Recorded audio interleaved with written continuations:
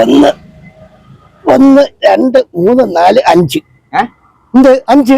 മൂന്നല്ലേ എണ്ണ വീണത്? നിങ്ങൾ ഇവിടെ എടുത്ത് എന്താണ് നോക്ക? അഞ്ചല്ലേ വീണത്? ഞാൻ കള്ളം പറഞ്ഞത്? അവർ അലിമ്പച്ചനെ കാണിക്കല്ലേ?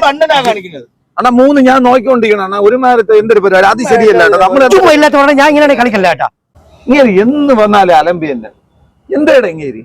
അയ്യേ പോട്ടോളെ, നീ കളി അങ്ങോട്ട്. കാര്യം നിങ്ങൾ രണ്ടുപേരും കിടക്ക ഉണ്ടാക്കി. ഞാൻ കളിക്കലില്ല. അണ്ണാ അവിടെ ഇരിയണ്ണ. പോവല്ലേ അവിടെ ഇരി.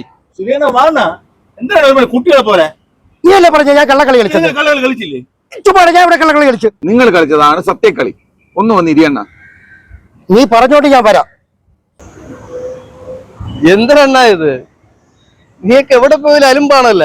എന്തിനാ പ്രശ്നം? അതെനിക്ക് ഇത്രയും നാളായിട്ട് അറിഞ്ഞൂടെ? ഇതിവിടെ ഡെയിലി ഉള്ളതല്ലേ? അണ്ണാ, ഞാൻ ഒരു സന്തോഷ വാർത്ത പറയാൻ വന്നത്. എന്താടേ? നാളെ എന്റെ അനിയത്തിനെ കല്യാണം ഉറപ്പിക്കുകയാണ്. ഓളയാ. അപ്പൊ ഇന്ന് നിന്റെ ചെലവ് പിന്നെ അല്ല, പൊളിക്കും നമ്മള്. ഏയ് അതൊക്കെ പോട്ട് പയ്യെ ഇവിടെ അല്ലെ നമ്മൾ തെക്കെ വീട്ടിൽ അപ്പുവാണ് ഇവിടെ. മാമന്റെ മോൻ സതീഷ്. മറ്റേ സർക്കാർ ജോലി വെളുത്ത ചെറുക്കൻ. ഓ അത് തന്നെ. ഓ അത് ശരി.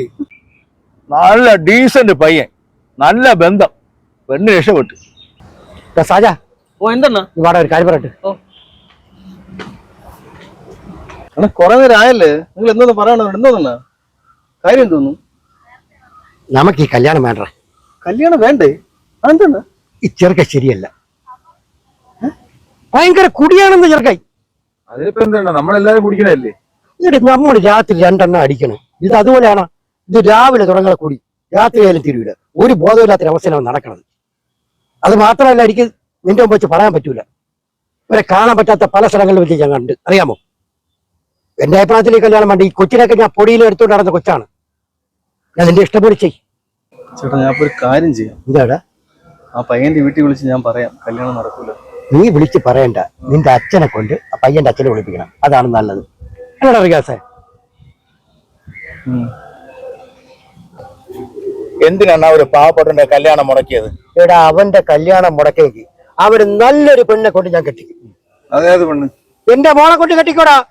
എടാ, ഇതുപോലത്തെ ഒരു സൽസ്വഭാവി സത്യസന്ധനായ ഒരു സർക്കാർ ജോലിക്കാരൻ നമ്മളെ നാട്ടിൽ കിട്ടും. ഞാൻ എന്റെ പിള്ളേക്ക് വേണ്ടി കല്യാണം ആലോചിച്ചോണ്ടിരിക്കണം. അറിയാമോ? അതുകൊണ്ടാണ് ഞാൻ ഈ കല്യാണം മുടക്കിയത്. അന്തസ്സായിട്ട് ഞാൻ കെട്ടിക്കോടാ എന്റെ മോളെ കൊണ്ട്. അവനെ മണ്ടന്മാരായി പോകണ്ട, മണ്ടന്മാര്. ഇപ്പോഴേ നമ്മള് മണ്ടന്മാരും ഒരു കൂസലും ഇല്ലാതെ പോണോക്കെയാണ് കുടുംബം കലക്കി. കുടുംബം കളിക്കുകയില്ല, കല്യാണം മുടക്കി.